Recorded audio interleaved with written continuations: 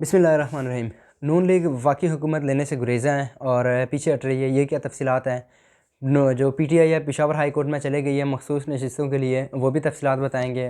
और आज जो पीटीआई की लीगल टीम में थोड़े से तज़ादात थे, वो क्या वजूहत थी, ये भी आपके साथ हम आज इसी वीडियो में शेयर करते हैं। नाज़रीन, मेरा नाम मोहम्मद उमर फ़ारूक है। आप हमारा डिजिटल चैनल देख रहे हैं उमर राजपूत।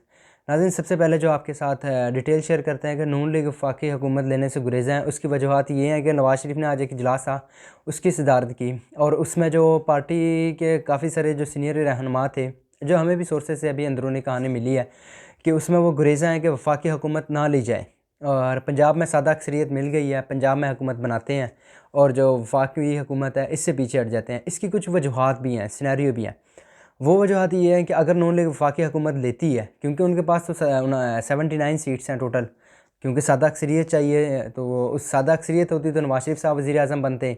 सो इसलिए ये है कि उनको एमकेएम मिलानी पड़ेगी साथ, पीपल पार्टी मिलानी पड़ेगी साथ, और जो है ये कुल मिला के कुछ नशिस्तें डाल के तो फिर इनकी जाके मखलूत हुकूमत बनेगी। जैसे PDM-2 कह रहे हैं कि PDM-2 बनने जा रही है, वही हुकूमत बनेगी, क्योंकि इत्तेहादी हुकूमत बनेगी। सादा अक्सरियत तो नून लीग के पास है नहीं। तो इस वजह से जो नून लीग के अंदरूनी शुरा है और अंदर की जो सीनियर लीडरशिप है, उसकी यही कोशिश है कि हुकूमत ना ली जाए।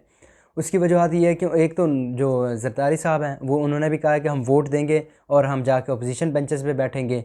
तो ये तारीख़ की पहली हुकूमत होगी जो हुकूमती अरकान की तादाद कम होगी और अपोजिशन के अरकान की तादाद ज़्यादा होगी, क्योंकि पीटीआई भी ऐलान कर चुकी है कि वो अपोजिशन में जाएगी और वो नून लीग और पीपल पार्टी के साथ नहीं मिलेगी। तो ये वजूहत हैं। और जो नून लीग की है पंजाब में हुकूमत है, वो उनको सादा अक्सरियत मिल गई है और वो ईज़िली हुकूमत बनाने की जो है लाइन में है, वो हुकूमत बना सकते हैं। आज चीफ़ सेक्रेटरी साहब की मरीम नवाज़ साहिबा से तीसरी मुलाकात भी हुई है, जो इधर सूबे में अमन अमान की सूरत हाल के मतलब। तो ये अब सारा सिनेरियो बन रहा है। पंजाब की वज़ीर आला की उम्मीदवार जो नून लीग की तरफ से हैं, वो मरीम नवाज़ साहिबा हैं, और वफाक में जो है वज़ीर आज़म के उम्मीदवार जो हैं वो शहबाज शरीफ साहब हैं। बज़ाहिर जो नज़र आ रहा है ना, पीटीआई भी जो है वो वज़ारत उज़्मा के लिए कोई ख़ास दिलचस्पी नहीं दिखा रही है, शायद उनका भी इरादा नहीं है, क्योंकि जैसे आगे का हालात हैं, IMF की भी किस्से हैं, उनका भी मार्च में मायदा आने वाला है। तो इस वजह से ये सारी जो है ना अभी गेम चल रही है। लिहाजा अब देखते हैं कि नून लीग बज़ाहिर तो ज़्यादा इम्कान है कि शहबाज शरीफ साहब जो हैं, उनकी कोशिश है कि वज़ारत उज़्मा ली जाए, लेकिन जो नून लीग की सीनियर लीडरशिप है वो इस चीज़ के हक़ में नहीं है। उसकी वजूहत भी मैंने आपके साथ शेयर किया, क्योंकि नून लीग जो है 16 माह की हुकूमत में उसकी जो कारकर्दगी की बिना पर अब आपने देखा है कि वोट कितना कि नून लीग को पड़ा है, कितना डैमेज हुआ है, जो सियासी जो है नून लीग को बहुत डैमेज किया है इस चीज़ ने। तो इसलिए लिहाजा वो मखलूत हुकूमत में जाने के बजाय बेहतर होगा कि अपोजिशन में चले जाए। मेरी अपनी ज़ाती राय भी ये है, क्योंकि नून लीग जो है आगे सियासी काफ़ी डैमेज हो चुकी है, और इस वजह से ये बेहतर होगा उनके लिए ऑप्शन कि अगर वो अपोजिशन में जाते हैं। बाकी अभी तो जो उनके साथ है पीपल पार्टी के साथ भी मुज़ाकरात चल रहे हैं। जो मौलाना फजलुर रहमान साहब हैं, उन्होंने भी अपोजिशन में जाने का ऐलान कर दिया है। जो ग्रैंड डेमोक्रेटिक अलायंस के जो सरबराह हैं पीर पगाड़ा साहब, उन्होंने भी धरना दिया हुआ है, और वो भी कह रहे हैं कि नून पीपल पार्टी की इतनी अक्सरियत नहीं कि पीपल पार्टी को चौथी बार सिंध दिया गया है। यूँ इस तरह आज उन्होंने बहुत बड़ा एक क्राउड इकट्ठा किया हुआ है, जो बहुत बड़ी तादाद में लोग निकले हैं, उन्होंने जो धरना दिया हुआ है। तो ये सारा सिनेरियो बन रहा है। पीटीआई जो है वो पेशावर हाई कोर्ट में चले गई है कि हमें मखसूस नशिस्तें दी जाएँ, और इस चीज़ के ख़िलाफ़ आज उन्होंने दरख्वास्त दे दी है। तो अभी ये देखते हैं दरख्वास्त मुकर्रर होती है, उसके बाद में डिटेल्स जो जितनी भी डिटेल्स आएंगी हम आपके साथ शेयर करेंगे। इमरान खान के तोशाखाना केस, साइफ़र केस और जो इद्दत में निकाह का केस है वो सेशन कोर्ट में दिया है, जो चैलेंज किया है, और साइफ़र केस और तोशाखाना केस जो है वो इस्लामाबाद हाई कोर्ट में आज चैलेंज कर दिया गया है। सरदार लतीफ़ खोसा साहब आए सुबह, उन्होंने कहा कि पिटिशन्स दायर कर दी गई हैं। फिर बाद में अली ज़फ़र साहब आए और उन्होंने बताया कि पिटिशन्स हम दायर करने जा रहे हैं, और इसका जो ड्राफ्ट मैंने तैयार किया है और बैरिस्टर सलमान सफदर साहब उन्होंने तैयार किया है।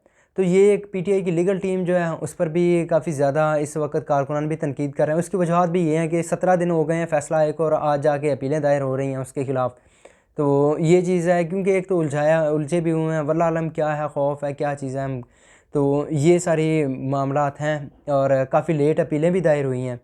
तो इसके ख़िलाफ़ जो उनके कारकुनान भी बड़ी तादाद में तनकीद कर रहे हैं कि इतने देर से क्यों अपीलें दायर हुई हैं। एक तो इलेक्शन भी थे, फिर अब काफ़ी सारा उन्होंने भी जो आज इंटरनेशनल मीडिया को मेरिट होटल इस्लामाबाद में बुलाया हुआ था, वहाँ फॉर्म 45 दिखा रहे थे कि हम जीत गए हैं। वो नशिस्तें दावा कर रहे थे पीटीआई के जो लॉयर्स भी हैं, और जो वहाँ वकला भी थे, उनमें जो आम लीडरशिप भी थी वो भी दावा कर रही थी।